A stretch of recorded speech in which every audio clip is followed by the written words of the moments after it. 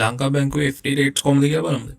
ඉතින් අද අපි කතා කරන්න යන්නේ ලංකාවේ ගොඩක් දෙනෙක් ගනුදෙනු කරන බැංකුවක් වෙන BOC එහෙම නැත්නම් ලංකා බැංකුවේ ෆික්ස් ඩිපොසිට් රේට්ස් කොහොමද කියලා. ඉතින් වැඩි කතා නැතුව අපි දැන් යන් වීඩියෝ එකට.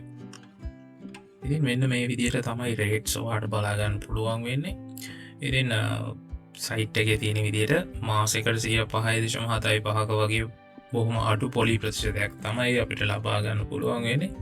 ඉතින් මාස 3ක 6.25යි මාස 6ක 6.5යි වසර 1 කල්පිරීමේදී ගෙවන පොලිය 6.75යි වසර 1ක මාසික පොලිය 6.5යි.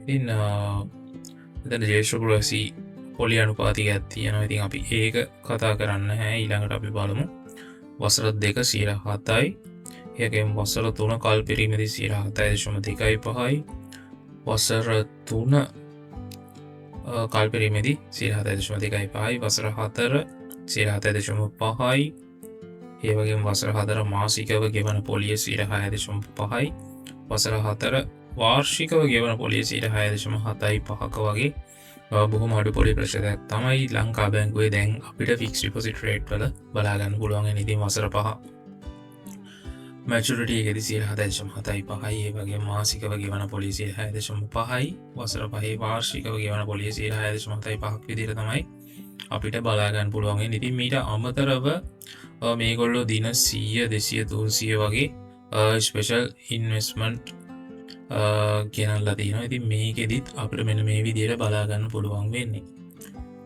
ඉතින් දින 100 FD එකේ 7.5යි දින 150 7.75යි දින 200 7.4යි දින 300 8.5යි ඒ වගේම දින 400දී 8ක් විදිහට අපිට බලා ගන්න පුළුවන් මේ ස්පෙෂල් ෆික්ස් ඩිපොසිට් රේට්ස් කොහොමද වෙලා තියෙන්නේ කියලා. ඉතින් මේ වගේම තවත් වැදගත් වීඩියෝ එකක් වටවම් වෙමු. ගිහලා එන්න. ජය වේවා.